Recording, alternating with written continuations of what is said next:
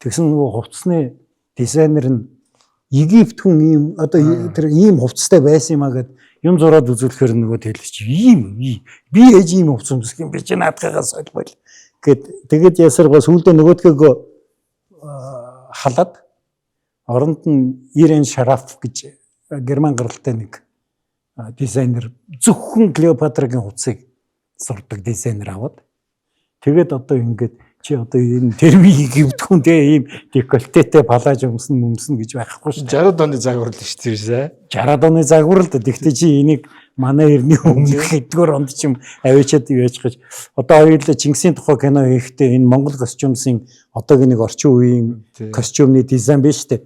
Тим юм авчиад бүртээд өмсгчээд явуулаад байгаатай адилхан юм болж байгаа байхгүй. Манкевич бүр аргаа орсон байна. Гэхдээ та нар Египтийн тухай зураг авах шүү. Илсэн цүл халуун нар те тэгсэн чинь юу англиуд өдөржингөө шинжэнгөө бороо ордог газар штэ те тэгээ манан ингээд болчдөг бид нар яаж тэнд чи Египтийг хийх юм бэ тэгээд нөгөө тийм байхгүй юу яана англи тийм бас тийм мөнгөний хэмнэлт 40 сая доллар хэмжээ нөө чи тийм байхгүй тийш яв гэд тэгээ очисон чинь нөхдүүд нийгэм тооцоогоо Элизабет Тейлор чинь бие муутай. Тэгээд тэр дунд маш амархан хатгаа авдаг. Тэгээ нэг зураг авалтын дундуур чи хэд өвдөөд хатгаад бүр тэр байтугай энэ хоолонд апресс хийлгээд балархгүй юу? Цаг уурн болж өгдөг. Цаг уурн таарддаг. Тэгээ ядахны зураг авахлахаар Египтийн хатаан чинь нэг тийм хагас шалдан явах хэрэгтэй байдаг. Англид чи тэгээ зураг авалтан дээр бүтэн өдөр хагас шалдан явуултаад. Амар хэцүү юм болсон. Би энэ киног яагаад яасан гэхэлэр энэ пеплумын үеийг дуусгасан амар том кино. Эний өмнө чинь амар олон ийм түүхэн кинонууд хийсэн шүү дээ. Тэр үед Чингис хаан хүртэл хийсэн шүү дээ. Амар Шариф тагуулсан Чингис хаан хүртэл хийдэл. Яа ер нь л түүхэн хүн байвал хийгээд ийсэн чинь энэ киноноос хойш дахиж хийж чадах байсан. Базар байна. Боли хийстэй бүтэн студид шатаагаад дээрээс нь яваа. Тэгээд энэ жүжигчин нь бол тамарж байгаа. Тэгээ хамгийн сайн энэ чинь 4 Оскар авсан. За. Тий. Гэхдээ найруулагч нь аваагүй, Элизабет Тейлор ч аваагүй, Ричард Мартин ч аваагүй. Энэ Харрисон авсан. За. Энэ одоо бидний бодлоор бол нэг тийм амар одоо мундаг жүжигчин биш, нэг тийм юуч биш. Хүн хамаг шагналын энэ хүн авсан.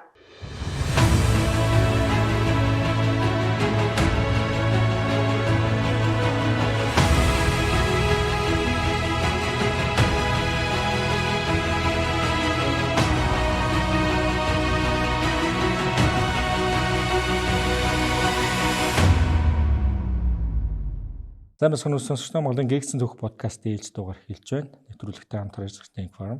Хамгийн нэгдэл эрчимтэй явагдаж байгаа тул та гараад огтмол угааж, амийнхаалтаа байнга зууж, дарахаа сэргийлж, дархлаагаа дэмжиж, халуун хоолшил, арц чадран болон анзны шүс уугаарай. Denk Farm. За уламжлал ёсоор нэг кино ярьдаг болсон. Одоо чинь баг кино шүмжийн л нэвтрүүлэг подкаст болж байж. Хүмүүс таалагдаад байх шиг байна. Яг Монголын түүх рүүгээ орооч гэсэн хүмүүс бас байна. Тэгвэл ийм нэг түүхэн одоо гоё кинонуудаар дамжуулаад дэлхийн түүнийг яаж ойлгох вэ гэдэг сэдв рүү бас орхон зүгээр юм байж гэсэн хүмүүс байна. Янз янз л байна. Тэг гол нь Монголын түүхэн гээд ахаж кинонуудын нөөц маань бас ингээд дуусчаад байгаа юм шиг. Тэгээд яг тэ сайн мууг нь ялгаад ингээд яваад ивэл яваад л байна. Тийм. Гэхдээ бас нөгөө бодож байгаа үйл явдлууд талаас нь ярих юм бол дэлхийн түүхийн юм кино бас сонин юм болов.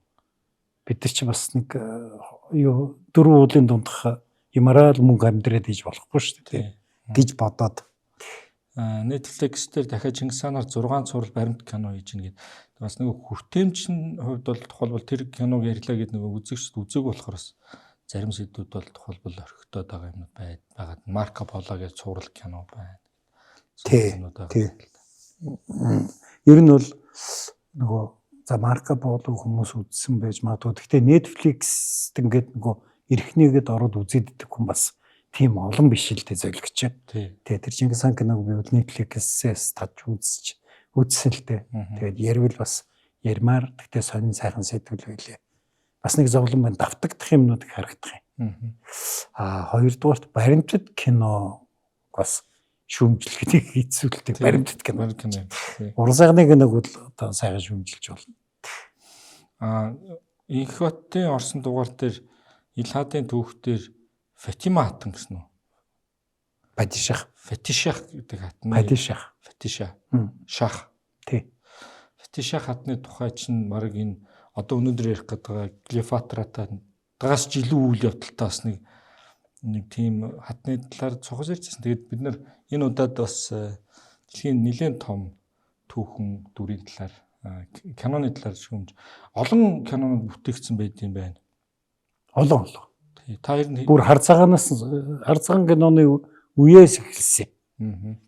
Тэгэхдээ энэ олон Клеопатрагийн дотор бол энэ 63 оны энэ кино нь бол үнэхээр бүхэл бүтэн үеийг төлөвлөсөн кино учраас би энэ киног сонгож авсан. Би андуурч 17 хоногийн үзээ. Тэр нь баг насан туршийн кино шиг үйл явдалтай. 2017 шүүмжлэх юм болоо гэдэг. 2017. Юуг шүүмжлэх юм болоо гэж баахан баг 80% нь үзээ тэгээ болсон. Үүлэн борооны явдал муу хийж штеп гэх юм уу гэж. Хөрхөө нөгөө Клеопатрагийн имиж нэг тийм золиглоо. Гэхдээ энэ бол одоо мундаг хүүхэн штэ. Юу бодиш хахтан. Тий. Дэлхийн түүхэн домог болсон хүүхэн баггүй. Тийм ч учраас ингээд Атилатай зэрэгцсэн одоо олон кино хийж штэ. Тэгэхээр бас сонирн байцтэй тий. Дахиад энэ 25 онд л нэг кино гарч ил. Тэрийг үзэж амжааг байгаа. Тэр ч барыг дөнгөж одоо л гарч байгаа юм байна. Тэгэхээр энэ хүний талаар түүхэн бишээ кино ер нь дуусахгүй байцтай юм шүү дээ. Дуусахгүй. Тийм байна. За ер нь нөгөө 63 оны энэ кино руу орохоос өмнө тухайн энэ Египт, Ром за эдгээр харилцаа ямар байсан? Энд гол дүр болоод байгаа энэ хүмүүс хотел дээр ямар хүмүүс байсан талаар түүх нөхцөл байдал бол тий одоо юу ярих хэрэгтэй бид нар нөгөө Египт гээд энэ кино хийсэн хүмүүс ч гэсэн Египт гэж ойлгоод тэгээ Египт хүмүүс төрслөд байгаа. Энэ үеийн Птолемей одоо удмын хатан штэ Клеопатра ч. Птолемей гэдэг бол Македоны Александрын дагаж явсан том жанжин. Грек хүн. Тэгээд Македоны Александрын эзэнт гүрэн одоо нурахад хэд хэдэн улс болж салсны Египтэд нь Птолемей гэдэг тэр одоо жанжин үлдэж хаан болж үлдээд тэгээд тэдний угсааныхан Египтийг ноёлж исэн өөрөлдвөл грекүүд. Мэдээж одоо Египтийн захирагч юм чинь тэр мэдээж тэр Египтийн фараонуудын одоо нэг уламжил те тэр юм нөлөөлөгдсөн. Гэхдээ энэ бол бараг энтгэх хүрсэн элийн нөлөө, соёлын нөлөөний үе байхгүй. Энд чинь Александрын гүрэн бутраад тэгээд одоо Перс Иранд бол Селевкидийн улс. Египтэд нь Птолемей улс ч гэдэг юм уу хэд хэдэн тийм улсууд бий болсон л доо. Энд чинь Диодох гэдэг үлүүдээ хэний Македоны Александрыг дагаж авсан жанжингуудыг тэгээд нэг Диодохынх нь удан байхгүй. Энэ шиг одоо тийм юу биш. Египт хүмүүс биш. Тийм учраас одоо Клеопатраг ингээд манайхан тэр нэг Берлиний музейд нэг Клеопатрагийн баримл байдیں۔ Тэрийг одоо хамгийн оргин гэж үздэг байхгүй. Тэгээ тэр баримлыг ингээд нөгөө хиймэл оюун ухаанаар төрслээд ингээд Клеопатраг гаргаж ирсэн байлээ. Тэгээ тэрийг тийм Египт маягийн болгоод гаргацсан байлээ. Уул нь грек бүсгүй гаргасан. Тэгвэл энд байгаа хаад Антони ч Сизер энэ чинь нэг ойролцоо нэг угсааны хүмүүс болж таарна гэсэн үг. Нэг угсааны гэдэг чинь Европ гэдэг утгаар хэлж байна. Одоогийнхоо шар арьснууд. Тэгээд одоо тийм. Египтүүд ч одоо ямар цагаан арьснууд уу? Цагаан арьснууд. Тий. Египт энэ үеийн Египт гэдэг маань Египт одоо бол бидний мэддэг Египт чи араб шүү дээ. Арабууд байгаа шүү дээ. Тий. Бидний мэддэг Египт гэдэг чинь. Энэ үеийн Египт гэдэг бол коптууд гэдэг маань грекчүүд ба египтүүдийн ирлиз. Тэгээ коптууд гэдэг одоо сүүлд нь эн чин мусульман шашин бий болоод дэлгэрээд Египтийг эзлээд халифат байгуулагдаад тэгээ сүүлд нь мамлюкууд гээд нөгөө хевчагууд орж ирээд гээд ингээд юу бөөн бантан болно. Одоохондоо бол зөвхөн гректэй холбогдож байгаа үе юм байна. Холбогдно гэдэг нь чинь тухайн үедээ Ромын том эзэнт улсын нэг хэсэг нь байсан гэсэн үг. Нэг хэсэг нь арай болоогүй Клеопатрагийн дараа нэг хэсэг болсон юм. Энэ үедээ бол эн чинь юу нэ? Ромын эзэнт улсын Харат улс байсан. Юу нэ? Тэгвэл Египт бол Ромын хувьд бол асар чухал мужи. Одоо нутаг. Яг гэвэл Нийл мөрний хөндөд ургуулж байгаа үр тариа чинь газар дундын тэгсийг тэр чигтэнд хичээдэг. Энийг хоёулаа нөгөө юун дээр ярьсан баха. Трой кинон дээр ярьлуу та нөгөө хөрөл зэвсгийн үеэс эхлээд юм байсан юм аа. Энэ нийл мөрний чинь ингээд дагаж урсж ирж байгаа лаг шавар дотор тариа тарихаар ингээд амар тариа ургадаг. Тэгээд Египчд хамгийн баян хэсэг нь байсан гэж. Одоо энэ Цезар чинь нөгөө Птолемей араас ирж байгаа шүү дээ. 2 хоногийн дараа ирсэн гэдгийг Птолемейг алсны дараа. Тэгээд эренгүүт нь ирж байгаа нь бол бас нэг Птолемейдэгч бас биш. Нэгдүгээр Птолемей яагаад Египт зогсож байгаа нь Цезарт ялгагдчихад гэдэг. Чи эдийн засгийн хамгийн том гол бааз нь. Тэг чи эндээс мөнгө босгож чадах юм бол Цезартэй дахиад байлдах боломжтой болно шүү дээ. Хайрын босгоод. Тэгээ түүхөө ярьж байгаа хоёул киногоо. Түүх мэддэг хүмүүсийн таны яриа шууд покко орчих баг. Амьд Птолемей гэж чинь юу Цезар хаанаас одоо араас нь явна гэдэг нь юу яриад байгаа юм гээд тухайн та дэвсгэрийн нэлээд сайн дэвсж өгөхгүй бол бас нэлээд за. Энэ кино эхлэхдээ Фарсалын дээр идэх тулдаан гэдгээр эхэлж байгаа. Хоёулаа Муланы тухай дугаар дээр санаж гинөө. Ромд нэг 3 хүний засаглал тогтсон юм аа. Триумвират гээд Гай Юли Цезар, Гней Помпей, Марк Крас гэж 3 хүн байсан юм аа. Тэгээ Крас нь ягаа парфенлуудаа ээж явж байгаа далагдсан шүү дээ. Тэндээс төгөрсөн хэдэн гарууд хүннүүдээр очиж нөгөө Ромын легион ирсэн үгүй юу гэдэг сэдврээ очиод орцсон. Тэгээд нөгөө Марк Крас өгчгөнгүүд Помпей Цезар хоёр чинь юу болоод үлччихэж штэ. Гол одоо ноёдууд болоод үлччихэж штэ тий. Тэгэнгүүт энэ хоёрын чинь хооронд тэмцэл гарч эхэлж байгаа. Ядахна Помпейн залуу одоо баг хатан нь Цезарын охин байсан ганц охин байсан юм үргэлж. Тэр нь Туркийн өндөрлөөр нас ороод тэгээ энэ хоёр чинь хоорондоо холбогдох юмгүй болоод тэр үед Цезар чинь Францад одоо Галд дайн хийж явсан. Байнгын ялд байгуулна. Байнгын уул зөмгтэй. Тэгэнгүүтээ амар тийм баян одоо юу бэлэгнүүд Ром руу илгээдэг. Бишээ тэгээ харах юм бол энэ нараа нэг жилийн дараа ч юм уу Ромын хамгийн баян хүн болж буцаж ирнэ. Тэгэхээр Помпей будаа болно үсттэй. Тэгээд Помпей чинь Цезар эсрэг тэмцэлд ороод тэгээ иргэний дайн үүсээд. Тэгээд тэр иргэний дайнд Фарсалын дэрэгдэх тулдаан гэдэг. Помпей навс ялагдаад тэгээ мань хүн зугтсан баг. Тэгээ зугтахтаа мань хүн Египт рүү зугтаад ирсэн. Тэгээ Египт рүү зугтаад ирэхэд нь энэ одоо Египтийн хаан энэ 13 дугаар Птолемей баг. Энэ жижигхэн залуу хүү 13 ч үлээ 14 настай ч үлээ. Тэгээд Египт биш грек цустай хөхтэй охин шүү дээ. Тийм Птолемей бас угсааныхан. Тийм. Тэгээд энэ хүү эднэр чинь Помпейг барьж яваа цаацлаад тэгээд хиний Цезарыг ирэхэд нь толгойг нь одоо өгж байгаа хэсэг нь энэ. Тэгээд энэ кинонд дэр бол бас нэг тийм гоёж гаргаагүй. Сүүлд нэг Ромын эзэнт улс гэж нэг баримтат уран сайхны кино гарсан. Тэн дээр бол айгүй гоё гаргачлаа.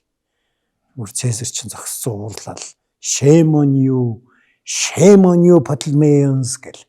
Тэгсэн нөгөө энэ Птолемей хаан үгүй одоо манай хуулиар бол гэж эхэлж байгаа гэсэн чинь Цезар үгийн таслаад энд ганцхан хууль бий Ромын хууль байгаа. Тэр хараад улсуулгаж штеп. Бүр шууд Ромын хуулийг үйлчлдэг гэх юм бол эн чинь Птолемей улс гэж байхгүй байхгүй. Ийм юм болсон юм л да. Тэгээд тэгэнгүүт энэний чи их чин Клеопатра. Энэ хааны. Жижиг хааны. Жижиг хааны. Энэний юу аав нь хинтээ энэний аав нь Клеопатрагийн нөхөр. Энд чинь нэг ах トゥ угийн оронд суудаг байсан. Энэ 13 дугаар Батлемигийн аав нь 12 дугаар Батлеми гэдэг нь Клеопатратай суудсан. Тэр үе чинь ингээд ах トゥ нар суудаг байсан байхгүй. Энд чинь нөгөө Батлемийн цусыг өөр хүний цустай ойлгож болохгүй гэдэг ах トゥ нар хоорондоо суудаг. Тийм уламжлалтай байсан үе. Тэгэд нөгөө Клеопатра нь хинтэйгээ муудалцаад дүүтэйгээ муудалцаад энэ дүү нь 9 настай байхад Клеопатра одоо хатан хаан болж сууж байгаа шүү дээ. Тэгээд нөгөөх 12 дахь нас барахтаа энэ хоёрыг одоо зэрэгцүүлээд захируулна. Тэгтээ хин юу вэ шүү. Клеопатра нь голдож захирсан шүү гэд 10 30 9 настай юм чинь. Тэгээд дараа нь яг энэ үед бол Клеопатра оргоод Сирт очиод айрам цогцолж исэн үе. Хиддээс. Клеопатра 21 настай байсан. Тэгээд Цезар ирэнгүүтээ тэгээд нөгөө Помпей энэ тэнийг батсан ингээд чи Помпейг цаазалдаг хин би чи. Ромын консулыг цаазалдаг хин би чи юу юм те гэд. Зөв штэ чи одоо ингээд Монголын төрийн сайдыг хаанагтай газар аймгийн дарга цааслаа хичвэл чижиг суурал нь үстэй цаасламар үйл би цаасламар байна штэ чи хинбэл гин штэ тийм юм болохгүй. Тэгээд Клеопатра энэ хоёрын хэргийг шүүн гэдэг. Эн чин дотоод иргэдний оролцох аюугай шалтгаан болж штэ тий. Тэгээд одоо энэ кинонд нөгөө Клеопатрыг авчирч байгаа хэсэг нь гарч байгаа шиг. Тэгээд Клеопатра ч мэдээж цэрэгтэйг Александриад орж ирж Цезартай уулзах чадахгүй штэ. Тэр чинь дүүгийнх нь хайрын бас байгаа. Тэгэхээр зэрэг нөхөр нууцаар орж ирсэн байдаг. Тэгэхдээ энэ кинонд гарч байгаа шиг ингээд хэвсэнд ороогоод авчираад ингэж одоо Цезарт үзүүлж байгаа юм бол байхгүй л дээ. Үгүй бусад кинодноос яг тэгчл сонин. Тэр домог байхгүй. Яг тэрийг кино гэдэг байгаа. Их сурвалж дээр бичснээр бол ариун цэврийн даавууны уутанд үүрч орж ирсэн гэдэг. Тэр нь яадаг вэ? Яг тийм ч ор дэрний даавуу мавуу сольдог. Уут биш тий. Тэр ч одоо юу гэж хэлдэг. Цагаан хэрэглэн билээ. Тий. За цагаан хэрэглэн утанд хийж авч орж ирсэн. Энэ одоо энэ ингэж хэрсэнд авчирч ирсэн юм байхгүй. Тэр цагаан хэрэглэн утанд хийгээд аваад хүнд мэддэхгүй аваад ороод ирсэн. Гихийг бодоход энэ Элизабет Тейлор шиг тийм махлаг бүсгүй биш байх. Тэр чинь жижиг уудыг давид ирж штэ. Тэгэхээр Клеопатра бол жижигвтер биетэй бүсгүй байсан байх гэж эрдэмтэд тааж гоё. Энэ дээр бол Клеопатра чинь Элизабет Тейлор чинь тэр үед одоо хөөх бөкс томтой одоо яг 60-аад оны хүний гоо үзэсгэлэнгийн одоо эталон болсон бүсгүй байлаа шүү дээ.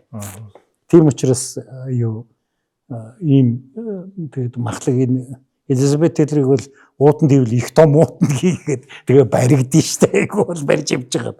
Ийм болж байгаа. Тэгээд энэ хоёрын хэргийг чинь Цезар шүүгээд тэгээд Цезар Элизабет Тейлорт биш Клеопатрад татагдаад дурлцж байгаа. За дурлцсан ч юм уу ер нь бол улс төрийн зорилготой ч байж магадгүй. Яг гэвэл нэгдүгээр чи нэг тэнэг бацааны тархийг барих гэж байгаа оронд өөрийн хараат хүүхэнтэй болно гэдэг бол бас тий улс сахирч байгаа нэг бүсгүйтэй болно гэдэг бол бас чигэнч уулна гоё вариант шүү дээ. Нөгөө талаас Цезар гэдэг чинь бүх насаараа цэргийн хооронд амьдарч байгаа юм шүү дээ. Хаяа нэг Ром орж нөгөө хэдэн консул монслуудтай нэг хэрүүл хийвэл хийчихэд ер нь энэ үеийн хүний хийж байгаа улс төр бол байлдаан цэргийн ялд байгуулах, Ромын алдар нэрийг бадрах, алдар сууг түгэх. Тэгээд тэр дайны олдсноос аль болохоор ихийг Ромын иргэдэд авчирж тарах. Тэгснээрээ чи дараагийн сонгуульд консул болж сонгогдох. Улс төрийн цикл нь их ойлгомжтой үе байхгүй. Тийм болохоор энэ хүн чинь өөрхий цэргийн хоорондоо хэдэн барвайсан цэргүүдээс үзэж харсан юм байхгүй мэдээж одоо эзэлсэн газрын хөгөн шуухан байдаг л байсан байх л да. Тэгвэл тийм нэг тийм гинт чи хараа Батлемийн удмын амар өндөр боловсролтой чамтай өстө юу л юу ярьж чадах. Тэгээ 21 настай сайхан залуу бүсгүй өдөрч шүү дээ. Шууд краш болно өстө тий. Ер нь бол Цезар энэ 52 настай байсан. Нэлийн Тий, бас зөрүүтэй. 30 насны. Тэгээд тэр чинь бол шал өөр шүү дээ. Энэ үеийн хүний толгойд Македоны Александр гэдэг бол бурхан байхгүй. Дэлхийг эзэлсэн их жанжныг дагаж явсан жанжны удмын бүсгүй. Ийм сайхан бүсгүй, ийм боловсралтай бүсгүй базар байна. Нөгөө цэргийн дарга ч ухаалчихж байгаа шүү дээ. Цезар ч гэсэн ялгаагүй. Тэгээд энэ хоёр чинь яг хав тэнд нь бас их юм болсон. Энэ киноны нэг харин нэг авах юм түүхийг айгу яс барьж хийсэн баг. 63 оны кино. 63 оны кино. Яг хав дутагдaltaй тал нь 63 онд бол бас тэр нэг хүн одоо хувцсыг хэрэглэлийн судалгаа бол муу байлаа л да. Тийм учраас панк гэдэг нэг ийм өсгчүүд Ромын цэрэг энэ Ромын цэрэг танигдчихлээ болоо. Тэрнээс биш нөгөө жигээр гладиаторыг шүүмжлээд байсан шиг яалаа гэжтэй лорика сегментата биш лорика юу шлээ гэдэг ингээд шүүмжлээд байсан шүү дээ. 63 оны кино тэгж хэлхий жаахан хэцүү. Яг бол үнэхээр судалгаа нь тэр хэмжээнд очиагүй байсан юм чинь. Тэгэхдээ энд бол хувцах нарыг бол Цезар өмссөн бол үнэхээр л Цезарын юм өмснөндөө гэж бодохоор хийж чадж байгаа байхгүй. Хэний хувцас Клеопатрагийн хувцас жаахан панаалт. Ер нь бол Клеопатрагийн хувцас энэ киног хийхэд нэг зовлонтой юм чинь энэ Тейлор өөрөө хийсэн. За. Энэ чинь нэг номерын од тэр үедээ. Тэгээд энэ чинь ер нь бол эхний студийн 20 дугаар зуун студи гэх юм бол одоо эцэд нь бол одоо ер нь ашиг энийг авч тоглох гэж гээд зардлаасаа гадна жагаа шарншинд хэлэхгүй шүү дээ. Тэгээд тоглоулахгүй моглуулахгүй гэдэг. Тэгсэн чинь киноны продюсер нь Волтер Вагнер гэж хэнийг Тейлорыг амар шүтдэг гаргасан байхгүй. Тэгээд тэр чинь үгүй заавал тоглуулна гэдэг. Тэгсээр байгаад авч тоглуулад тэгээ эн чинь амар эрэхтэй амтад. Тэгсэн нөгөө хувцсны дизайнер нь Египт хүн ийм одоо тэр ийм хувцастай байсан юм а гэд юм зураад үзүүлэхээр нөгөө Тейлор чи ийм би ээж ийм хувцас өмсөх юм би чи наадхагаас ойлгоё гэд тэгээд ясаргаа сүулдэ нөгөөдгөө халаад оронд нь Ирен Шараф гэж герман гаралтай нэг дизайнер зөвхөн Клеопатрагийн хувцсыг зурдаг дизайнер аваад тэгээд одоо ингээд чи одоо энэ термийг гівдгүн те ийм декольтетэй палаж өмснө гэж байхгүй шүү. 60 оны загвар л шүү дээ. 60 оны загвар л да. Тэгтээ чи энийг манай эртний өмнөх хэдгээр онд ч юм авчиад яаж гэж одоо хоёулаа Чингисийн тухай кино хийхдээ энэ Монгол костюмсын одоогийн нэг орчин үеийн костюмны дизайн биш үү? Тим юм авчиад бүртээд өмсгчөөд явуулаад байгаатай адилхан юм болж байгаа байхгүй. Хоёрдугаарт энэ үед чинь нөгөө Тейлор чинь айгүй тийм нөгөө нарийн бүслэхийтэй. Тэрүүгээр одоо хүмүүс их одоо шүтдэг. Тэгээ тэр бүслийг харуулах ер нь өвчин тэр байхгүй. Тийм тэгээд тэр үеийн одоо эмэгтэйчүүдийн гоёын тухай ойлголт чинь хөх бөхс томтой нарийн бүслгүүдтэй энэ гэдэг ойлголт байна шүү дээ. Тэгээд тэрийг тодтогч харуулах сонирхолтой. Тийм учраас одоо энэ Клеопатрагийн энэ кинон дэр өмсөж байгаа хувцас бол Египтийн гадан хааны хувцсны тухай Клеопатрагийн заавраар хийсэн Ирен Шарафын одоо зохиомж гэх юм уу тийм л юм болцсон. Гэхдээ одоо яг тэ 63 оны киног ингээ гоочлоод байх бас их хэцүү. Зүгээр үйл явдал нь бол айгүй үйл явдлаа барьсан. Яг гэвэл арга байхгүй ботлмээ тэрний хүү вэ штэ. Тэрийг дагаад байсан тэр нэг тайган биш штэ. Тэр чинь уул нь ерөнхий сайд юм байгаа штэ. Энэ ботлмээ болсон. Тэгээд тэр цэргийн жанжин хоёр нь нийлээд хэнийг Цезарыг үнэхээр устгах чигээд үнэхээр буслаг гаргаад эдгээр чинь хотод бүслэгдсэн байсан. Бүгд үнэ. Мэргэн сайд Агдам буугийн амар сангийн тэргүүн түүхийн ухааны доктор Отгон Баярыг Монголын гээгцэн түүх цовруулын шин дэвтэр болох Монголын гээгцэн түүх 3 ном хэвлэгдэн гарч уншигч таны гар дээр хүрч байна. Их түүхээ судалж эрдэм мэдлэгээ зузаалцгаая. Энэ таанга бүр нэг өвчлөө яриад байгаа энэ эртний түүх чинь их сурвалж нь яа тийм бүр тэгж их нарийн детальны ямар их сурвалж барьдаг юм. Гэхдээ олон их сурвалж би зүгээр энэ кино болвол Плутархын бичсэн Юли Цезар ба Марк Антонигийн харьцуулсан намтар гэсэн номыг барьж хийсэн. Плутарх бол мундаг түүхч. Тийм учраас одоо юу гэх юм бэ, түүхээс үйл явдлууд нь гажаагүй. Зүгээр мэдээж үйл явдлуудыг тайлбарлаж байгаа нь янз янз. Мэдээж те. Мэдээ тэр үеийн зохиолыг нь бичсэн улсууд нь өөр олон түүхчд биш те. Энэ түүхийг бичсэн. Тэр түүхчдээс уул нь аваад харьцуулаад юм нэмж амсан бол сонирн байсан байж магадгүй. За тэгтээ яг Плутарх классик шүү дээ тий. Тэгээ тэр хүний ягаар зохиолоор бичсэн болохоор энэ бол нэг тийм чухал намтар. Чухал кино болсон. За 2 Ямар үнэтэйг нь мэдхүү. Тэр үед нийт зардал нь $44 сая байсан. 1963 оны $44 сая. Чинийг одоогийн мөнгөнд шилжүүлэх юм бол дунджаар $360 сая болно. Түүхэндээ одоохондоо тийм кино ер нь баг байхгүй шахуу баг. 2004 оны Монгол улсын төсөв. 1 жилийн. Энд үрсэн баг. Яг дүнтэй болсон. Энэ нэмэгтэй өсөлж юм шүү. Бас ганц тэрэндээ биш. За. Энд ч бас хэд хэдэн найруулагчийн гар дамжсан. Эхлээд нэг Мамулиан гээд армян гаралтай найруулагч хийгээ. Дараа нь Жо Манкевич гэж нэг нөхөр ихэнх юм хийсэн. Тэгээд төгсгөлийн Дэрэл Занук гэж хүн дуусгасан. Энэ ер нь кино хийсэн нь бол өөрөө кино. Ер нь бол Яг тийм төвхтэй байдал. эхлээд Мамулиан кино хийхдээ эпик маягаар сэтгэж эхлээд тэгээ ингээд кино зураг авалт хийгээд энэ чинь бараг $2 сая үрээ аялуу. $2 сая үрээ аялсны дараа Мамулианыг хусч хаяад Жо Манкевичийг тавьчихсан чинь Жо Манкевич үгүй Клеопатра гэдэг бол асар том геополитикч. Тийм учраас би тэр дүрээр нь харуулнаа гэд. Тэгээд ингээд амар их зураг хасагдаад өөрөөр тэр чинь $2 сая үрдсэн байгаа шүү дээ. Дээрээс нь гай болоход тэр үед уулын чи Италид тэгээд хаанч үл Испанид хоёрт зургийг авч хөлөө. Тэгээд төлөвлөж исэн чинь тэр үед Английн засгийн газар манай англи зураг авал ийм мөнгөлт үзүүлнэ, тийм мөнгөлт үзүүлнэ гэдэг юм болоод тэгэнгүүт нь студент мөнгөө хэмнэ гэд англи зураг авах болчихгүй. Тэгээ Манкевич бүр аргаа барсан байгаа.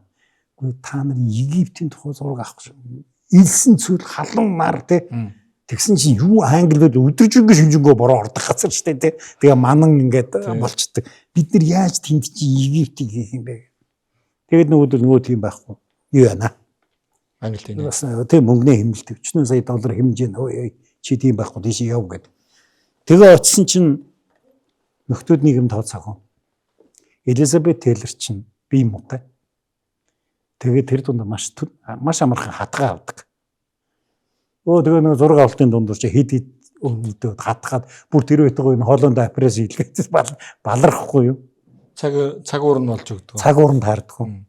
Тэгээ ядахны зураг авахлахаар Египтийн хатан ханж нэг тийм хагас шалдан явах хэрэгтэй байдаг. Англид чи тэгээ зураг авалтан дээр бүтэн өдөр хагас шалдан явуултаад амар хэцүү юм болсон. Дээрээс нь Манкевич Тейлортэй байгуулсан гэрэгээс анзаараагүй. Тэн дээр нь сарын тэмдэгтээ өдөр зураг авалт хийхгүйгээ бичсэн. Тэгэл байсыг л нөгөөдг нь алах болчдөг. Тэгээ сүүлдээ маань хүн чинь эмчтэр очиж эмэгтэй хүний сарын тэмдэг сард 2 удаа ирдэггүй гэсэн тодорхойлт хийлгэж авсан. Хөөе тэгтээ харахгүй шүү дээ өөрөө. Тэгээ нэг өдөр зогсолт гэдэг чинь өчнөө амьтан зоч дуудалд байгаа. Тэгэл ингээд зардал урсаад байдаг. Нөгөөх нь өвдөөд байгаа мó сарын тэмдэг ирсэн болго болчихсон. Тэгээ дээрээс нь Марк Антони тоглосон Ричард Бертон ирснээс хойш бүр завхарсан юм болоод нөгөө хоёр чинь хайр дурлал болоод нийлж алга болсон. Тэгээд Элизабет Тейлор тэгээ чинь 3 дахь нөхөртөө байсан үе баг. Бартон чинь бас их нэртэй. Бартны ахын ч үдэж дүүгээ зодоо чигтээ. Тэр яг түүхэн дөрүүдтэйгээ адилхан юм болсон шүү үйл явдал. Гэхдээ хамгийн гол нь надад яаж байгаа гэхээр киноны өмнөх пиар муухай пиар яваад гэхгүй.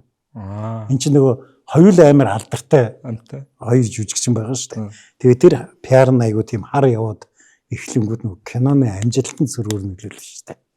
За зардал мөнгө дүүрч. Тэгээ тэр бол бүтэн кино заяа. Кино хийсэн тухай кино гэвэл тэр үстэй бүтэн кино болно. Дүүх рүүгээ эргэж орё да. Энэ хүмүүнийг шүүмжлээч яхаа. Гэхдээ энэ бас тийм зарим хэсэг нь бол ер нь шүтмээр штэ энэ хин Клеопатра Ромд орж байгаа хэсэг нь бол сүртэй. Тэр бол киног тэгж л хийнэ. Тэр үед монтаж айгу муу байсан үе. За компьютер график хогт байхгүй штэ. Тэгээ чи тэр олон хүний тэр оргоор нь тий. Тэгээд тэн дээр өмсөж байгаа тэр нэг алтан утас штэ. Тэр домгоор бас үнэн домогтой байхгүй. Энд чинь манай эртний өмнөх 1400-аад оны үед Египтийн 2 дахь эмэгтэй фараон баг шүү. Хатшепсут. Тэр чинь нөгөө одоо фараон боллоо шүү дээ. Чинь юу лээ нөхөр нь байж байгаад нас бараад тэгээд хүүн чөлөө, дүүн чөлөө суух хэрэгтэй байхад нь тэрийг жиж хаяад өөрөө фараон болсон эмэгтэй байхгүй. Тэгээд нөгөөдхий чинь энэ одоо хууль ёсны фараон мөн үү биш үү гэд ийм болно шүү дээ. Тэгээд тийм юм болохоор нь мань хүн шууд пиарын амир мундаг алхам хийгээд амир том цамхаг өргөлээд заяа.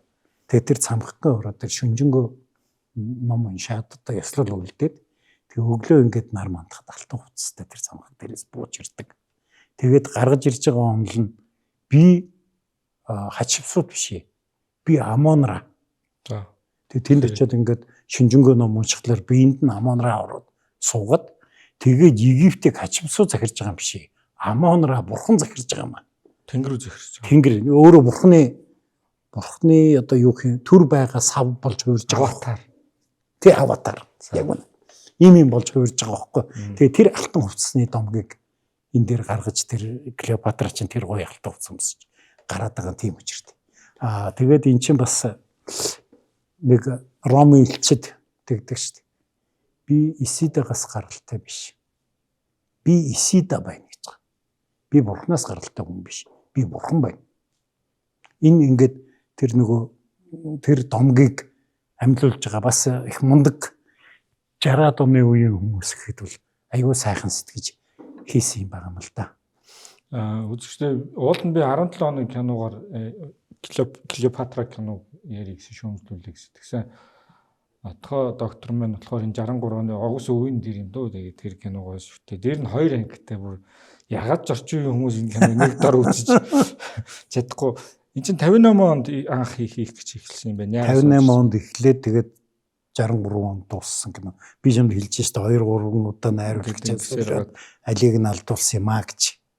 Хоёрдугаарт биш штэ. Энэ кино урлагийн бүхэл бүтэн жанрыг сөнөөсөн кино. За тэр нь ямар очтой? Пеплум юу гээд? Пеплум гэж юу? Пеплум гэдэг нь бол одоо ийм түүхэн гой домгуудаар кино хийдэг тийм урлагийн төрөл, кино урлагийн төрөл тэр үед байсан. Одоо бүр хар цагаан киноноос эхлэлдэг л дандаа л ингээл Библийн домог, Альскуулийн Египтийн том хаадууд, Ромын хаадуудаар хийгээл тэгэл тэр нь айгу гой амжилтанд хүрдэг тийм юм байж байгаад одоо энэ Клеопатра гэж өмнө хин Бен Хур гэж одоо нөгөө Библийн домгоор ингээд айгу гой кино гэдэг тэрний амир алдарт гараад тэгээд хоёрдугаарт 60-аад он гэдэг чи биш штэ. Телевиз гараад эхэлсэн үг байхгүй. За. Тэгээд телевиз гараад эхлэхээр энэ кино урлагт чинь амар том өрсөлдөгч гараад ирж байгаа юм штэ.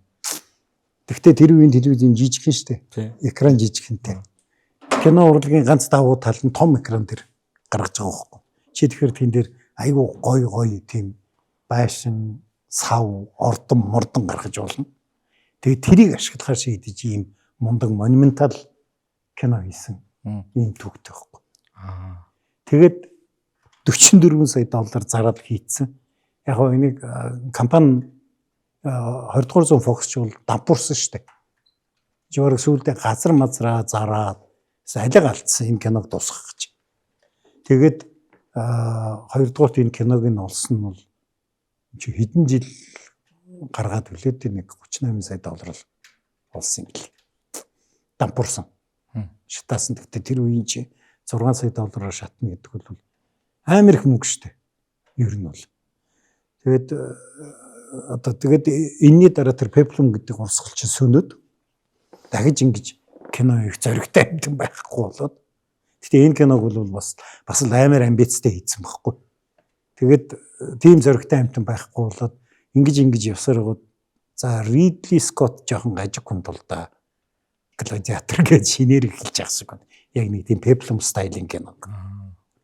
Одоо яг орчин үед бол хямдхан хийн штэ. Бас нэг компьютер график янз бүрийн юмнууд бий болцсон. Энэ үе чинь бол бүгдийн бодтоор хийж байгаа штэ. Хөрхий. Яг макет байх л да. Тэгтэл одоо яг хийн штэ. 1000 хүн жагсаана гэвэл 1000 хүн жагсаа штэ. Одоо ингээд зураа тавьчихгүй. Тэгэхээр зэрэг энэ бол юусэн тэгээд яг хувцсан дээр би одоо алдаа яриад явах тий 60 хэд оны хүмүүс. Гэхдээ энэ хувцсыг бол айгүй үнэтэй хийсэн байна. Үнэтэй байна. Үнэхээр одоо нэг тийм Цезар ийм л хувцастай байна да. Байсан да гэж бодохоор хийж байгаа шүү дээ. Хамгийн нэгдэл эрчимтэй явагдаж байгаа тул та гараад огтмол угааж, амийнхаалтаа байнга зууж дарахаа сэргийлж, дархлаагаа дэмжиж, халуун хоолшил, арц чадарган болон анзны шүүс уугаарай. Denk Farm. Энэ киноч төр бодит түүхэн дээр одоо ингээд хайр сэтгэлийн асуудалтай болчихлоо. Тэгээд тэр нь хүүхэд гаргаад ингээд янз бүрийн үйл явдлууд өрнж байгаа хэр бодиттой үйл явдал. Энэ дараагийн улс төрийн асуудлууч тэрийн их гүрний асуудалч тэр нэлээ ийм шалтгаан нөхцөлөд болоод эхэлж байна л да янз бүр бужигнаа үүсэх. Энэ хоёр бол одоо ялчгүй л одоо хайр дурлуулаад хүүгэж шуугууд гарсан нь үнэ. За. Тэгвэл одоо үнэхээр хайр дурлал байсан юм уу? Улс төрийн тооцоо байсан юм уу? Тэрийг хэлэхэд хэцүү. Яг гэвэл Клеопатрагийн хувьд бол Цезар шиг одоо өмөрөн хамгаалагчтай болчих бол амар хэрэгтэй шүү дээ, тий? Ер нь бол. Цезарын хувьд бол чи улс орныхоо эдийн засгийн гол ганц бүсийг гартаа хатгаад авна гэдэг бол тэгээд дайн байралдаа хийснээс дутхгүй том амжилт шүү дээ. Ер нь бол. Мэдээж тэгээд би бол хэнийг Цезар бол бас дурлсан байж магадгүй. Энд чинь нөгөө Клеопатраг буцааж хаан ширээнд нь одоо ингээд залчаад тэгээ эн чинь ээлжийн амралтаа аваад 6 сар Клеопатратайгаа хамт нийл мөрнөр усан онгоцоор зугаалаа явчихж байгаа байхгүй. Яг том хааны ээлжийн амралт 6 сар байж болно л доо. Энд чинь бүх насаараа л байлцсан юм чи. Тэгэхээр тэр 6 сар тэгээд аз жаргалтай яваад байхаг бодоход зүгээр байгаагүй баг. За чи тэгээд 50 гарцсан. Цэргийн харангаас өөр юм үзээгүй хүнд 20 хэдтэй сайхан босгүй боловсралтай мундаг хөөрхөн бас хүн ч бас нэг аз жаргалаа идлээ гэж бодсон л байх л та. Тэгвэл хүүгээ бол мань хүн албан ёсоор үлэмшэргүй штэ. Энэ миний хүү гэж үлэмшэрэг. Яг Цезарион гэдэг нэрээр алдаршсан Цезарийн хүүгээд. Тэгвэл нэг зовлон байгаа. Манайны чинь гинт алдсан штэ. Энэ кинонд дэр бас гардаг. Алхад нь нөлөөсөн юм чи бас энэ Клеопатра. Одоо ромчуудын нүдэнд бол муу бүдүүлэг Египтийн хүн байхгүй грек мэрек биш. Шинэд бүдүүлэг Египтийн нэг муу хүүхэн ирчээд одоо юу гэдгийг хөнгөн явдалтай нэг хүүхэн ирчээд Цезарыг ингээд бас нэг дургуйцлын нэг үндснөөс хоёрдугаарт маань хүн чинь гинт алуулсан учраас гэрээсэл бичээд байгаа. Тэгээ гэрээсэл байхгүй учраас нөгөө Цезарын хүн муу юм уу биш юм бүү мэд. Хүн мөн л бах л да. Гэтэ нөгөө албан ёсоор өөрөө хүлээн зөвшөөрсөн байхгүй л болчихгүй. Тэгээ Клеопатра чинь нөгөө Цезарыг алгадангууд буцаад Египт явчихж байгаа юм л да. Тэгээд Цезар үхсний дараа тэнд чинь нөгөө Цезарыг алсан хүмүүс Цезарийн талынхны хооронд бас нэг жижиг иргэний дайм болж байгаа. Тэгээд дараа нь тэр Цезарыг алсан хүмүүсийг дараад тэгээд Римд дахиад 3 засаглалт тогтож байгаа. Август Октавиан эн чинь Цезарыг өргөж авсан хүн. Марк Антони энэ Цезарийн хамгийн ойрын жанжин. 3 дахь нь хэмээл. Ингээ 3 хүний яа. Тэгээд ерөнхийдөө энэ 3 акц юм билүү? Тий. Тэгээд энэ 3 чинь нөгөө нутгаа хувааж байсан. Тэгээд дорнод хэсэг нь Антонид ногдоод баруун хэсэг нь Октавианд нууц. Ер нь Ромын эзэнт гүрэн дараа нь 2 ууддаг чинь тэр үед анхны шантад гэж байгаа байхгүй. Дорнод Ромын тусдаа, өрнөд Ромын тусдаа гэж. Ийм юм болсон юм. Тэгээ энэ кинон дээр гарч байгаа шиг ч бас шууд одоо Антони шууд гүйжрээд Клеопатрагийн өвөрлөө өсрээд орсон юм байхгүй. Энэ иргэний дайн болж явах үед энэ ч нөгөө иргэний дайн болж байгаа учраас газар байгаа янз бүрийн жанжингууд, янз бүрийн талыг баримтлаа штэ. Тэгээд Сирт байсан Ромын цэргийн жанжин чинь нөгөө хэний эсрэг талыг Цезарын эсрэг талыг баримтлаад тэгээд нөгөө Клеопатра чи хамаагүй яавал Ром хол биш штэ. Сир хажууд биш штэ. Ромын цэрэг ороод ирэх аюултай байхгүй. Тэгэнгүүт маань хүн тэр жанжинд тусалсан барьсан үйлдэлүүд хийсэн. Тэгээд юу Антони тэрнийхэн ялыг асууна гэж илч явуулсан байхгүй. Энэ кинонд дэр нөгөө илч нь очиод Клеопатра чинь өөрөө би Изида гэдэг биш. Би Изида өөрөө Бурхныг дуудаг юм бэ чи гэдэг нь шүү дээ. Тэгээд янз янзаар илч явуулаад ерөөсө болдгоо. Тэгээд мань хүн чи өөрөө очиж байгаа шүү дээ тий. Тэг өөрөө очингуудаа Гелс толгойн эргээл панк гэдэг үрдэн ороод дуусчихж байгаа. Тэр бол бодлоготой алхам байгаа. Тэгэхээр энэ Клеопатра хаан нэрээ дурлаад байгаа, хаан нь улс төрийн тооцоо хийгээд байгаа. Бас их ойлгомжгүй. Хоёрдугаарт яг ерөн зүгээр тэр үеийн түүхэнд магадгүй нөгөө ромчууд энэ Клеопатрад их дургу байсан учраас юу яасан байж магадгүй. Тийм янз бүрийн домгонууд хийсэн байж магадгүй. Зах замраагүй явдалтай өчнөө харчуултаа явдаг байсан гэдэг. Тийм юмнууд бичигддэг. Тэр 17 оны тэр киног чи нэг юуны порно маягийн юм байна гэдэг нь тэр үзэл баримтлал дээр тулгуурлагдаж хийгдсэн кино байх. Ер нь гэхдээ эмэгтэй нэг юм бол дандаа тэр өөрнөл муулдаг штеп. Дэмж байсан юм уу, үгүйч байсан юм уу хэн мэдлээ. Тэгэд Марк Антони хүрээд ирэнгүүт нөгөөдөг чинь шууд дорн ховстол. Тэгэл Марк Антони бол хайртай байсан юм шиг. Яг тэгвэл мань хүн амар эрсдэлтэй алхмуудаг Клеопатрагийн төлөө хийж байгаа хүн багхгүй. Нэгдүгürt мань хүн Ромд очихоос татгалцчихж байгаа. За хэцүү байсан баг. Яг тэгвэл Ромд нөгөө банк тэмцэл яваад идэг. Тэгээд Октавиан одоо дотны нөхөр нь өөрийнх нь эсрэг болцсон. Мань хүн бол нэгэн хүнд байдалтай байсан баг. Гэхдээ мань хүн чинь Ромд очихоосоо татгалзаад Египтэд ингээд юутайгаа Клеопатратайгаа нийлээд сууцаа энэ кинон дээр гаргасан бо 3 хүүхэд гарсан. Энэ хоёрын дундаас Цезарианаас гадна. Тийм үйл явдлууд болсон. Тэгэд ер нь бол гэхдээ мань хүн нэр хүндээ алддаг. Ромд нэр хүндээ алдаад иргэний дайнд ялагддаг нь үндсэн 2 шалтгаан байна. Нэгдүгээр шалтгаан нь бол бид рүү хэлсэн шүү дээ. Үр тариа ханган нийлүүлдэг гол газар байсан юм байна.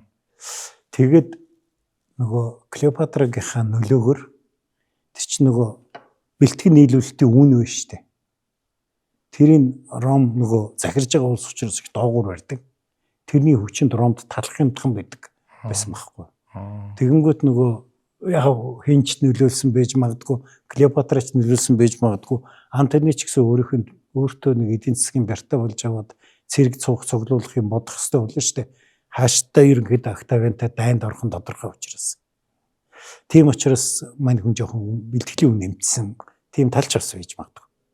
Тэгээ ирэхээр тэр чинь өстэй жинхэнэ сайхан ухуулгын сэдв бидстэй. Тэ? Яасангүй нөгөө Марк Антони чинь Египтийн дээр нэг явдалтай нийлээд тэгээд ингээд хамаг юмны үн нэмэгдүүлээд өнөөдөр бид нар одоо энэ талхыг 2 дахин үнэтэй авч идэж байна. Үгүй чи энэс л яаж сурчлага PR явах юм. Чиг улс төрийн том сэдв биш үү тий? Тэгээд тэрийг өөрөө гаргаад өгсөн баггүй юу? Тэрийг одоо зарим төвчт нь бол Клеопатра тархийг нэргүүлсэн Египтийг баян байлгахын тулд гэж бичдэг. Зарим төвчт нь гүй яалаа гэж наадах чи харин тэрүүгээр далимдуулаад өөрөө мөнгөтэй болоод цэрэг босгох. Тим одоо бодлоготой байсан байхгүй юу гэж. Тэгж бичдэг. За аль нь ч байсан гэсэн том алдаа.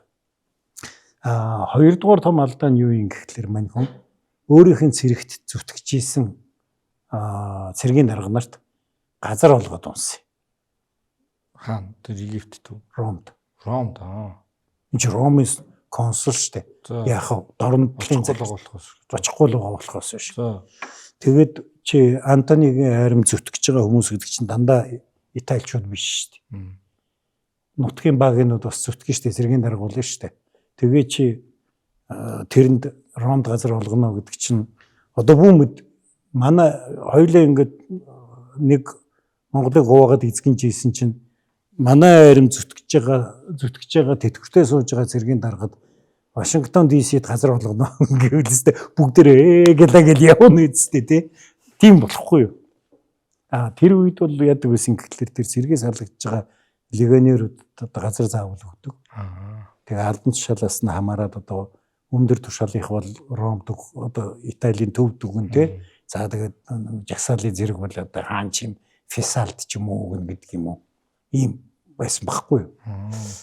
Тэгээд мэдээж тэр чинь нөгөө адилхан л нэг хошууч Ромд тэтгэврт суух, Египт тэтгэврт суух хоёр адилхан шүү дээ. Тэгэхээр нөгөө хоёр чинь ирээд Ромд газар авсан чинь харуус Египт хүн ирээд газар аваад идэв. Италид хөөж Итали Ром зэрэг чинь газар өрөхгүй шүү дээ.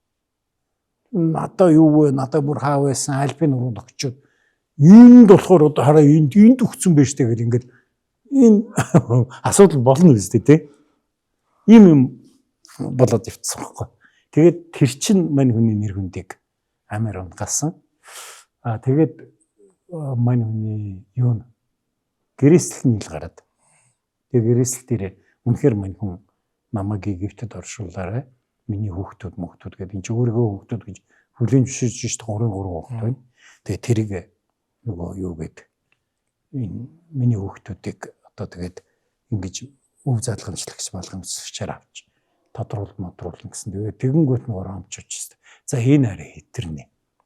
Энэ нүгэрж одоо бидний харманаас мөнгө хусан талгаар те газрын маань нэг хаан ч юм уу бидний муусан одоо юу гэх эмигрантуудад өгөн те. Тэгээд дээрээс нь одоо эн чинь өөрийнхөө ширэг юм уу Египт хүүхдэд өгөх гэж штеп. Ёстой энэ болохгүй. Тэгээд ингээд чи сүултээ явсаргаад иргэний танил хөдөлж байгаа байхгүй. Октавиан тэрийн сайхан ингээл сонгодог юм. Өрдөөл. Тэгж байгаа л тэгэл сүулт нь нөгөөдөг чинь гэрээслийн гаргаж харлаа. За та нар хар. Та нарын хайртай Марк Ант энэ дэр гардыг. Тий. Марк Антны чинь ингэж байна. Одоо энэ хүний эсрэг дайнд явах нь зүг бидтэй гэдэг. Ингээ явчихж байгаа. Яг энэ кинон дэр акцийн дэрэгдэх тулалдаа ингээд нэг далайн тулалдаан гаргаж байгаа штэ. Марк Антони бол далай дээр байлж исэн хүн биш. Гэхдээ мань хүн бол Цэсарын хажууд байхдаа бол үнэхээр ялагдаж үзээгүй жанжин. Цэргийн бол мундаг хүн байсан. Тэгээд их гайхалтай байна энэ одоо. Тим мундаг жанжин өвчин туссан шиг далай дээр очиж байлдаг нь яаж байгаа юм бэ гэж.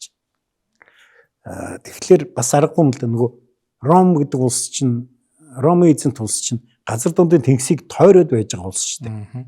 Тэ? Тэгэхээр зэрэг чи Египтээс Ром хүртэл одоо газраар явна гэх юм бол тэр үеийн хүний ойлголтоор бөмбөрцөг тойрно гэсэн үг шүү дээ. Нөгөөдөлийг мэдэхгүй юм чинь. Чи бөмбөрцөг тойроод яаж явах юм те. Нөгөө талаас тэр бөмбөрцөг тойроо явж явах хооронд нь Ромын флот хурж ирээд Панк гэдэг Александрид буучвал тэгэл дуусчих واخгүй. Тэгэхээр зэрэг нөхөр ер нь юу яана гэж. Хоёрдугаарт бас тэр үед бол Египт бол хүчрхэг флоттой одоо улс байсан. Энэ Аксумын дэрэгдэх тулдаанд нийт флот нь 700 гаруй ус онгоц. Оросны 250 чөлөө Египтих. Тэг үлдсэн Ромын ус онгоц байсан баг. Тэгэхээр зэрэг бас нэг ийм хүчрхэг флотоо төшөглээд одоо энэ юунд одоо орчоо гэж. Тэгээ энэ кинон дэр бас мундаг гаргасан байлээ тэр хэнийг Октавиан бол цэргийн жанж биш. Нөхөр маш сайн хорн хариулагч. Тэгтээ мань хүн хүний нөөцийн маш сайн менежер. Тийм учраас мань хүн тэр Агриппа гэдэг жанжныг олж авч байгаа байхгүй. Мань хүн өөрийнхөө мууг мэдчихэж штэ би зэрэг дагуулаа тэгээд тэгээ очиж Марк Антониг ялна гэж юу гэдэг. Хэн байна гэдээ ингэж үзэж байгаа. Энэ Агриппа байна гэдэг. Тэгээ энэ дэр кинон дэр тэр Агриппатайгаа цуг. тулдаанд орж байгаа. Тэгээд нөгөө Антони унтж байгаа тэр нь урд шин нэлийн шоудсан шинжтэй гарч ирээ те. Тэгээд ингэж байгаа юм харагдаж байгаа юм л да.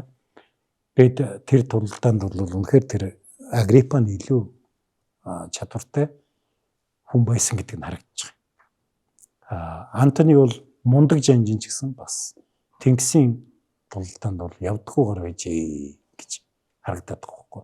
Тэгээ яг энэ кинонд гарч байгаа шиг тулдааны төгсгөл хавцаа Клеопатрат ч цугтаачих байхгүй. Яг гэвэл нөгөө тулдааны нөхцөл байдал ашиггүй эргээд эхлэнгүүт Клеопатра за би Египт рүүгээ буцаж Египтэд хамгаалахаа бодё гэд яваад гэж байгаа байхгүй. Тэгэнгүүт энэ Антони чинь дурлалтай болоод араас нь гүйсэн юм байхгүй. Чиний бүтэн жигүүр албалчих шүү дээ. Чи бүслэгтэндээ. Тэгээд бүр 100% ялагдсан шүү. Тийм учраас маань хүн флотынхаа үлдэгдлийг аваад араас нь цогтж байгаа юм байна. Яг болсон явдлууд нь бол. Гэхдээ энэ дээр бол айгуугаа тэр нь айгуугаа дурлал болгоод Клеопатра санаагаар унж яваад тэгэнгүүт нөгөө Антони чинь хамаг зэрэгээ хаяад араас нь давж ирж мэрэл те. Нэг тийм дурлалаар болгож харуулсан тийм романтик болгоо хийцээ. Хитрхи романтик болгоо хийцсэн л. Мэргэн сайд Агдам буугийн амар сангийн тэр гүн түүхийн ухааны доктор Отгон Баярын Монголын гээгдсэн түүх цовруулын шин дэвтэр болох Монголын гээгдсэн түүх 3 ном хэвлэгдэн гарч уншигч таны гар дээр хүрч байна. Их түүхээ судалж эрдэм мэдлэгээ зузаалцгаая. Ер нь энэ киноч тэр үйл явдалч тэр тэгээ Клеопатрагийн үхлээр бүх юм дуусч байгаа. Яагаад энэ нэмэгтэй тийм их алдарт. Ер нь тэгээд үхлийн шалтгаан бас энэ зүгээр ингээ ярьдаг таамаглууд байгаа гэдэг шүү дээ.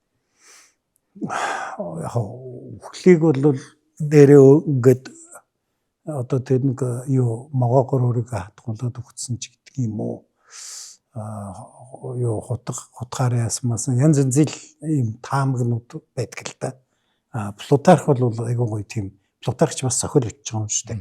Түүх бичиж байгаа ч гэсэн. Тэр үед чи бидний бичиж байгаа юм шиг энэ нөгөө ижлэг юмшил авна гэсэн ойлголт байхгүй шүү дээ. Айгүй гоёор л бичих хэрэгтэй болохоос биш. Тийм юу тийм учраас маань нэг тийм айгүй гоё түүх болгож бичсэн. Энэ киноны төгсгөлс яг Плутархын номноос хэлсүүгээр нь хаан ингэж үхэж болдгийм үү гэдэг Ромын зэрэг асуусан чинь нөгөө өөх гэж байгаа зарцсан. Энэ бол хаан биш, энэ бол хамгийн сайхан юм гэдэг. Бурхны охин байлаа гэж үхэж байгаа. Тэр хэсэг мэсгийн яг тэр Плутархын номноос аваад хийцсэн баг. Яг бодит түүхээр наваад үзэх юм бол Плутархын номон дээр бичснэг ч гэсэн ер нь харах юм бол юу байгаа штэ. Октавиан нас урчиж байгаа штэ. Октавиан нас урчхад Клеопатра үхэхгүй. Октавианыг нас урж явах үед мань хүн яг хотог орчиад би одоо үхэх гэж байна гэж жагаад насаар олчиж байгаа. Ер нь зөвхөн жоохон хоёулаа тийм хүүтэн цустай унших юм бол тий дурлал мурлыг хасаад унших юм бол эн чинь эхлээд нөгөө Октавианд Клеопатра хүчлээ гэдэг хэл өргүүлээд тэнгүүд Октавиан чинь сэлмээ аваад өөрийгөө юу яагаад одоо гизрүүгээ Октавиан юм уу? Антони sorry Дахиад Октавианыг дахиад толгойг болцсон болоо гэж бодоод ёо Антони за Антони ч өөрөөр хэлбэл нэг акцийн дэрэгдэх тулдаанд Ромео Жюлиеттэй шиг юм болсон юм ба шүү дээ. За юу нэ акцийн дэрэгдэх тулдаанд ялагдаж ирээд тэгээд мань хүн бол юу ч хийгээгүй. Гэхдээ мань хүн нэр хүнд шалаар нэг болцсон. Чи баялдааны талбарт сэргээ явдаг жанжаа чамд хин итгэж дараа нь ирэх юм бэ те. Хоёрдугаар мөнгөч байхгүй болцсон. Тэгээ мань хүн бол нэлийн архитаж архит дарс уугаал тэгэл өлчөөрөөл тэгэл Клеопатра бит хоёр чинь юу лээ үхлийн лиг гэдэг хоёул үхнийг тангаралцсан.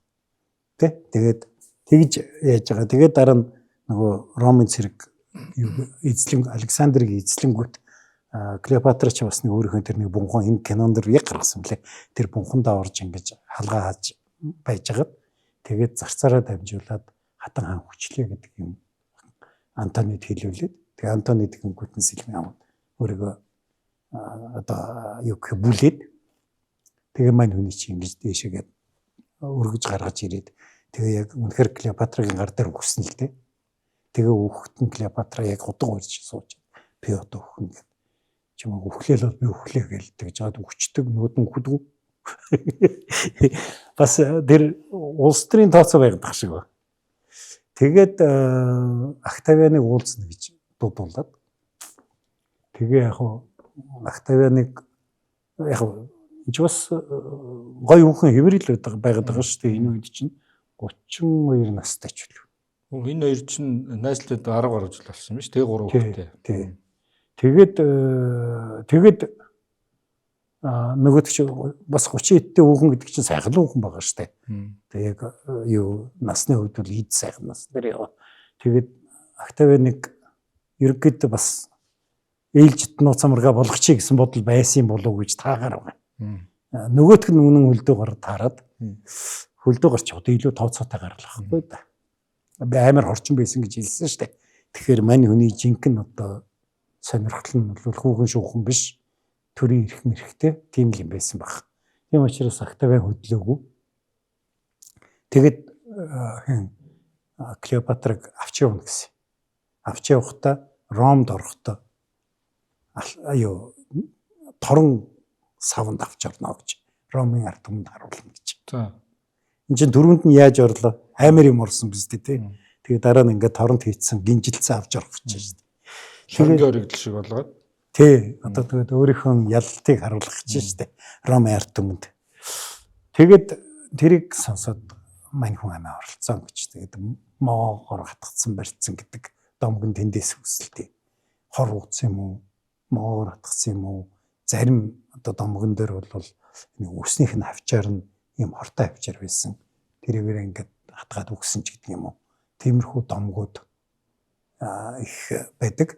Гэхдээ амиа хорлох гэж төлөвлөгөө хийжсэн нь бол үгүй юм шиг байна. Яг тэгвэл Ромын цэрэг орж ирэх төхөөд ирж явах үед Клеопатрагийн хийдэг байсан үндсэн ажил юу юм гэхлээр боолуудыг авчираад янз янзын хор өгч туршдаг. Хэн нь хамгийн түргэн хамгийн зовлон багтай хүчин гэдгийг үзээд ийсэн гэсэн. Тим домг байд. Яг орчин үеийн залуучууд ч юм эсвэл орчин үеийн хүмүүсийн нүдээр энэ Клеопатра яагаад тийг ялцж ирсэн ойлгохгүй яа. Та эсвэл тэгээ угагдчихсан юм эсвэл Европын нүдээр үнэхээр амар том түүхэн ийм дүр юм уу гэж ойлгохгүй. Улс төрийн зүтгэлт юм уу юу вэ? Гоо сайхны хамгийн максимум үслэн гоо юу вэ? 2000 жилийн одоо домг л багхгүй. 2000 жил хүмүүс энэ Клеопатра гэдэг ийм ундаг. Тэгээ энэ Македоны Александртай ямар нэгэн холбоотой, Цезартай ямар нэгэн холбоотой. Цезарыг чинь бид нар бүр одоо амьд домог болгож одоо Европынхан шүтээд тэр байтугай тэгээд одоо энэ Английн биш юу хиний Германы хааны цолчин Кайзер. Тий. Энийг Цезарийн нэрийг чи бид нар Цезар гэд дуудлагаар нь яриа сурчиж хэрвээ одоо яг латин дуудлагаар нь уншвал Gaius Julius Caesar. Кайзер. Цар. Бүр ийм домог байхгүй. Чи тэгээ энэ хүний хатан гэдэг чинь бас домог үстэй. Тэгээд эн чинь нөгөө өөр entertainment байх. Та нар бол хармынгийн entertainmentтэй болчиход юм тоохоо бичиж. Тэр уртлын үеийн хүмүүс гэдэг чинь одоо нөгөө entertainment байхгүй байгаа үед тэгээ энэ Клеопатрагийн тухайд чинь бүр айгүй гоё домгууд зохиогоод ингээд жигтэйх юм анхны одоо юуны ерхий өрөөний өндөгний дайтай сувдыг уусан хүн гэж гардаг байхгүй. Тэгэхээр баянаа гайхуулах гэж суун дотор уусгаж байгаа. Тийм сув дуудсан. Тэр нь баг юугаараа үнээрээ хідэн тосгонтой тэнцэх сувдч. Хоп уугаа хийсэн гэд. Гэх мэтийн ийм тийм домог байхгүй. Тийм учраас энэ ичээд их сүд болж. Тэг яг энэ тэр юу юм биш. Би энэ киног яагаад яасан гэхэлэр энэ пеплумын үеийг дуусгасан амар том кино байхгүй. Эний өмнө чинь амар олон ийм түүхэн кинонууд хийсэн шүү дээ. Тэр үед Чингис хаан хүртэл хийгдсэн шүү дээ. Амар Шариф дагуулсан Чингис хаан хүртэл хийгдэл. Өөстөө ер нь л түүхэн хүн байвал хийгээд ийсэн чинь энэ киноноос хойш дахиж хийж чадах байсан. Базар байна. Боли хийстэй бүтэн студид шатаагаад дээрээс нь яваа. Тэгээд энэ жүжигчин нь бол тамарж байгаа. Тэгээ хамгийн сайн энэ чинь 4 Оскар авсан. За. Тий. Гэхдээ найруулагч нь ч аваагүй, Элизабет Тейлор ч аваагүй, Ричард Мартин ч аваагүй. Энэ Харрисон авсан. За. Энэ одоо Туслах дүр. одоо бидний бодлоор бол нэг тийм амар Тийм. одоо мундаг жүжигчин биш, нэг тийм юуч биш. Хүн хамаг шагналын энэ хүн авсан. Тэгэхээр бас нэг тийм хамгийн мундаг одоо жүжигчин тоглуулаач одоо нэг тийм үр дүн гардгуун байна. Ер нь аягүй их тийм дүгнэлтүүд хийж авсан байхгүй. Тэгээд энэ сүүлд нь 60-аад оноос эхлээд одоо хийж байгаа кинонууд чинь дандаа орчин цагийн амьдрал. Чи хэрвээ анзаарах юм бол бүр 2 дугаар дайны тухай кинонууд ч их тоотойхон хийсэн. Бараг 80-аад он хүрч баг улс төрийн зорилгоор л хийсэн баг. За зөвлөлд бол банк тийм кино гэдэг байсан л да. Тэр бол бас улс төрийн зорилготой. Зөвхөн юу нэг комерийн зорилгоор хийдэг байсан юм кино байхгүй болсон байхгүй. Тэгээд үнэхээр хин л Скот хол нэг Зэрэглэж хийгээл. ингээл тархин эвгүй болол. Гэтэ тэр ч бас орлого хангалттай болсон. Тэгээ хоёр дахь нь хийж үзлээ. Тэгээд бас тэр нь алга авсан. За өнөөдөр Клеопатра гэдэг алдарт хатны тухай тэгээд бас тэр кино хийсэн киноны домгийн тухай манай домог энэ кинонд бараг та шүтчихсэн юм байна л да. Домог киноны түүх шиг кино гэж байна тий. Киноны домгийн тухай нэвтрүүлэг байлаа. Тэгээд дараагийн нэвтрүүлгээр уулзцгаая. Томгийн нэгдэл эрчимтэй явагдаж байгаа тул та гараад огтмол угааж, амийнхаалтаа байнга зууж дарахаа сэргийлж, дархлаагаа дэмжиж, халуун хоолшил, арц чадран болон анзны шүүс уугаарай. Denk Farm.